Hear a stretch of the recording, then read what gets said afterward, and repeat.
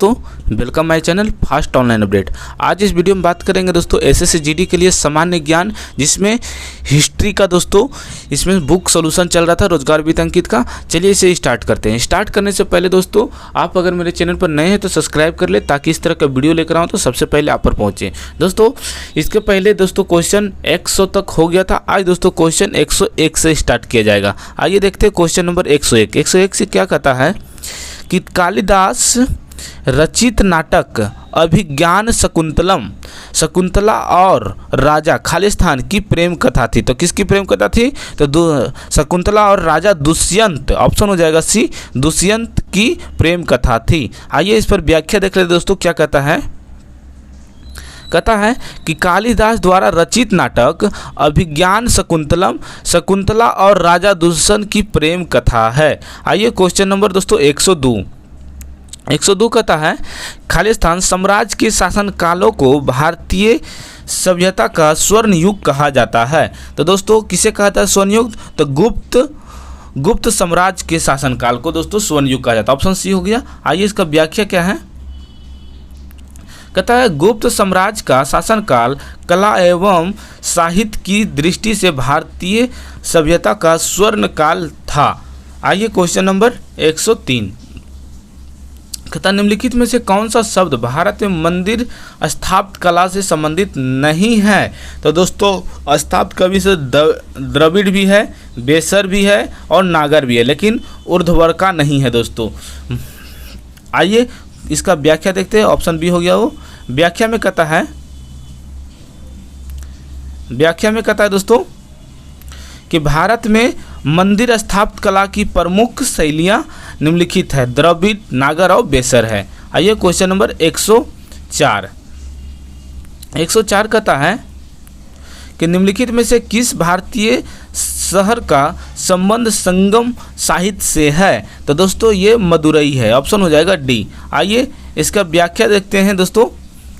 व्याख्या में कहता है कि संगम साहित्य प्राचीन संगम काल में जिन संगम ग्रंथों की रचना हुई उनको संगम साहित्य कहा जाता है।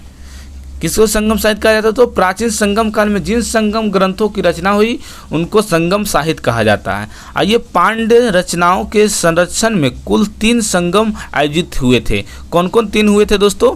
तो पहला है प्रथम संगम, अगस्त्य ऋषि की अध्यक्षता में मदुरई में हुए थे प्रथम संगम। द्वितीय संगम दोस्तों अगस्त्य ऋषि की अध्यक्षता में कपाटपुरम में हुआ था दोस्तों। तृतीय संगम है दोस्तों नक्कीरर की अध्यक्षता में मदुरई में। आइए क्वेश्चन नंबर 105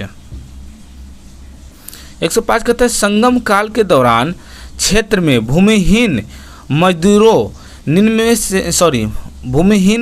जिनमें से दास भी शामिल होते थे को किस रूप में जाना जाता था?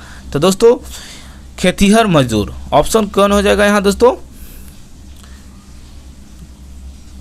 क्वेश्चन नंबर 100 इसका हो जाएगा केडियार अमदीपुर। 105 ही ना होगा दोस्तों। हाँ 105 का हो जाएगा, इधर डी हो जाएगा। कैडिसियार या अधि मकई कहा जाता था। ऑप्शन हो जाएगा डी। आइए क्वेश्चन नंबर 106।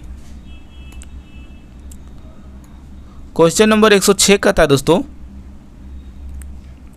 कि चोल अभिलेखों के अनुसार विद्यालयों के रख रखाव के लिए भूमि को क्या कहा जाता था?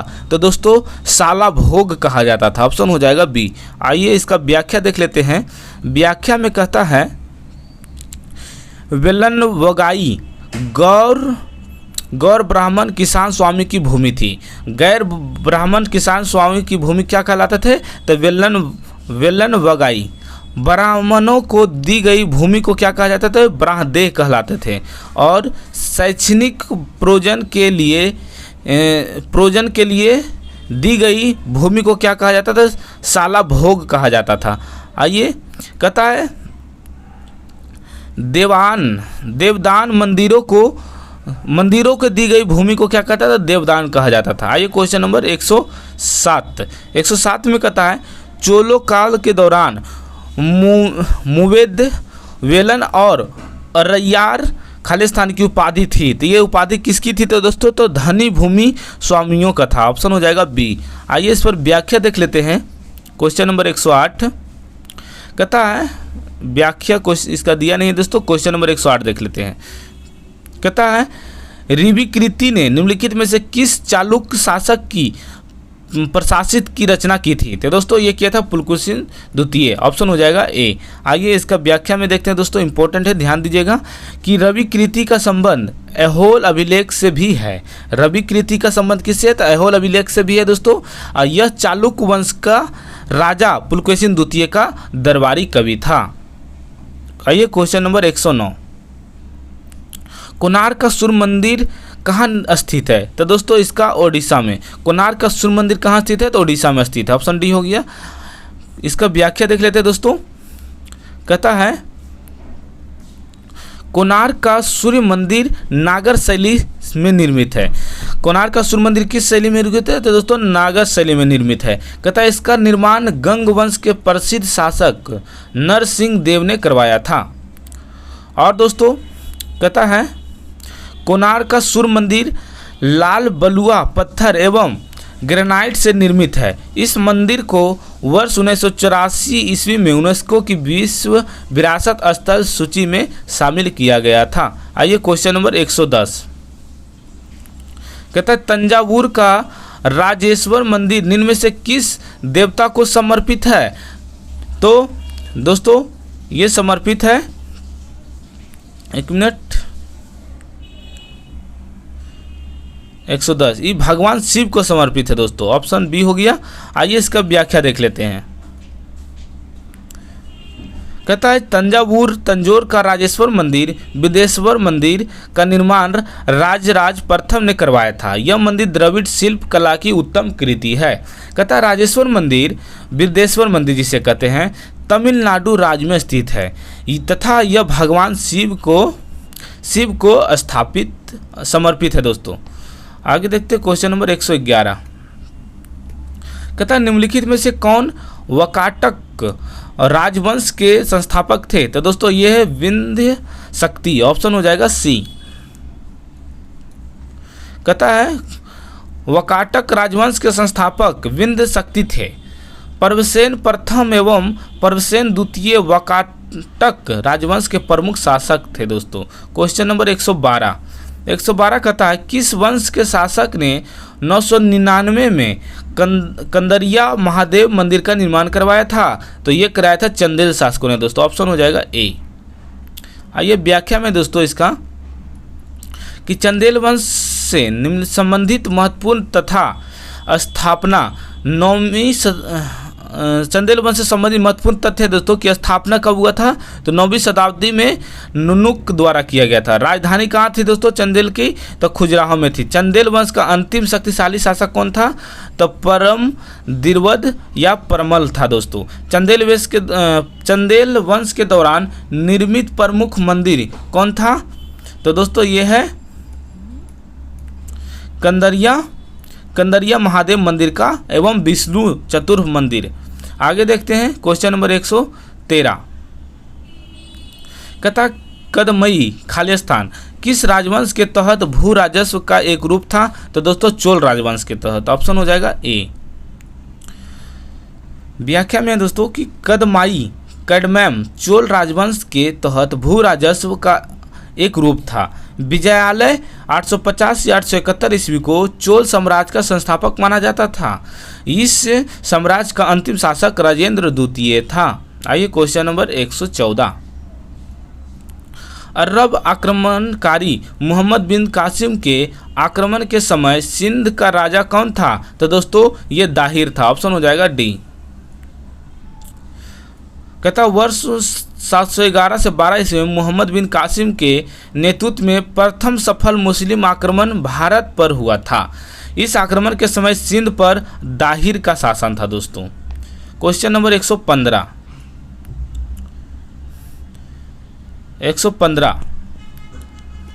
कहता अरबी मूल ग्रंथ किताब उल हिंद खालिस्तान किसके द्वारा लिखा गया था? अरबी मूल ग्रंथ किताब उल हिंद किसके द्वारा लिखा गया था? तो ये लिखा गया था अलबुर्नी के द्वारा। ऑप्शन हो जाएगा दोस्तों सी। कहता अरबी मूल ग्रंथ किताबुल हिंद अल-बरूनी द्वारा लिखा गया था। इस पुस्तक में 11वीं शताब्दी के प्रारंभ में हिंदुओं के साहित्य, विज्ञान तथा धर्म का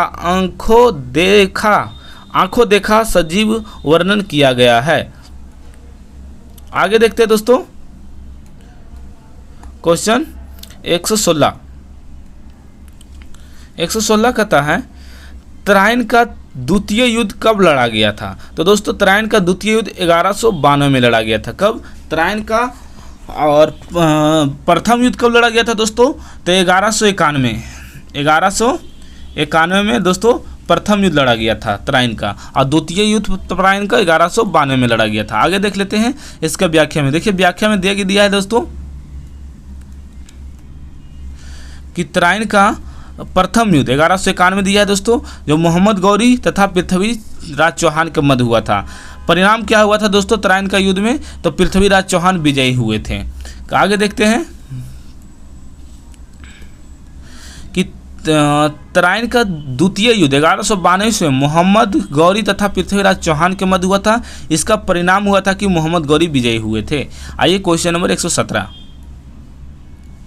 कहता है दीवान अर्ज दिल्ली सल्तनत के अधीन खालिस्तान का एक विभाग था। तो दोस्तों ये सैन्य विभाग था। दीवान अर्ज किस दिल्ली सल्तनत के अधीन एक विभाग था? तो दीवान अर्ज सैन्य विभाग, दीवान अर्ज सैन्य विभाग। आगे देखते दोस्तों क्वेश्चन नंबर 118, सॉरी इसका पहले व्याख्या देख लेते हैं। कहता दीवान अर्ज विभाग की स्थापना बलबन ने की थी। दीवान अर्ज विभाग की स्थापना किसने किया था? तो बलबन ने की थी। इस विभाग के अध्यक्ष को आरिज ए मुमालिक कहते थे। इस विभाग को क्या कहते थे? तो दोस्तों आरिज ए मुमालिक कहते थे। कहता संतुलन काल में केंद्रीय प्रशासन के अन्य प्रमुख विभाग थे। आइए विभाग देख लेते थे दोस्तों। कहता है प्रमुख विभाग या संबंधित पदाधिकारी। कहता दीवान रसालत दीवान रसालत किससे संबंधित है? रसाल मुमालिक से संबंधित है। दीवान ए ईसा, और इसी को दोस्तों शाही पत्रकार से संबंधित करते हैं, ईसा ए मुमालिक संबंधित है। दीवान विजारत ये विजार ए मुमालिक है दोस्तों, राजस्व से संबंधित है। आइए क्वेश्चन नंबर 118 कहता है निम्नलिखित में से किन वर्षों के दौरान कुतुबुद्दीन ऐबक के शासन किया था? तो ये किया था 1206 से 1210 ईस्वी। आइए इसका व्याख्या देख लेते हैं दोस्तों। कहता है कुतुबुद्दीन ऐबक के शासनकाल की अवधि कितनी थी? तो शासनकाल कुतुबुद्दीन का 1206 से 1210 था दोस्तों कुतुबुद्दीन का। कहता है कुतुबुद्दीन ऐबक की राजधानी कहाँ थी? तो लाहौर में थी। लाहौर अभी कहाँ है दोस्तों? तो पाकिस्तान में है। ऐबक शब्द का अर्थ क्या है? तो इसका दोस्तों चंद्रमा का स्वामी। ऐबक का अर्थ है कि चंद्रमा का स्वामी। कुतुबुद्दीन ऐबक ने अपने शासनकाल के दौरान मलिक तथा सिपह सालार की उपाधि धारण की थी। आइए क्वेश्चन नंबर 119। क्वेश्चन नंबर 119 कहता है दोस्तों कि बलबन ने अपने आप को श्रेष्ठ दिखाने के लिए कौन सी उपाधि धारण की थी? तो दोस्तों ये किया था जिल ए इलाही का उपाधि धारण किया था दोस्तों बलबन ने। किस लिए किया था? तो दोस्तों सर्वश्रेष्ठ दिखाने, श्रेष्ठ दिखने के लिए। आगे देखते हैं दोस्तों क्वेश्चन नंबर, इसका पहले व्याख्या दोस्तों। कहता बलबन इल्बरी तुर्क था। अब बलबन का मूल नाम क्या था दोस्तों? तो बहाउद्दीन था। बलबन का मूल नाम क्या था? तो बहाउद्दीन था दोस्तों। कहता बलबन ने जिले इलाही का दोस्तों जिल ए इलाही जिसे कहते हैं ईश्वर की छाया की उपाधि धारण की थी। आगे क्वेश्चन नंबर 120 कहता है 120 कहता है दोस्तों दिल्ली के निम्नलिखित सुल्तानों में से किस सुल्तान ने सिजदा और पैबोस की व्यवस्था शुरू की थी? तो ये किया था दोस्तों गयासुद्दीन बलबन। ऑप्शन हो जाएगा ए। आइए क्वेश्चन इसका व्याख्या पढ़ लेते पहले दोस्तों। व्याख्या में कहता है कि बलबन से संबंधित महत्वपूर्ण तथ्य है। कहता है लौ एवं रक्त नीति शासन व्यवस्था का उद्धार किसने दिया था? तो बलबन ने दिया था। लौ एवं रक्त नीति का शासन व्यवस्था बलबन ने दिया था। नवरोज पारसी त्योहारों को प्रारंभ किसने किया था? तो बलबन ने किया था। सिजदा एवं पैबोस या पायबोस रीति का प्रारंभ किसने किया था? तो बलबन ने किया था। कहता दीवान अर्ज नामक सैन्य विभाग का गठन किसने किया था? दीवान अर्ज बलबन ने किया था। आगे देख लेते हैं। तुर्कान चहलगानी या चालीसा दल का दमन किया था। तुर्कान चहलगानी या चालीसा दल का दमन किया था क्यों? तो बलबन ने। कौन? बलबन। दोस्तों क्वेश्चन नंबर 121 आप लोग कमेंट में इसका आंसर दीजिएगा। और दोस्तों इसका क्लास आगे होगा। अगर वीडियो अच्छा लगे तो लाइक सब्सक्राइब शेयर जरूर कीजिएगा। अगर इसका PDF लेना चाहते हैं डिस्क्रिप्शन में लिंक डाल दिए हैं। टेलीग्राम में जुड़कर आप PDF ले सकते हैं। जय हिंद।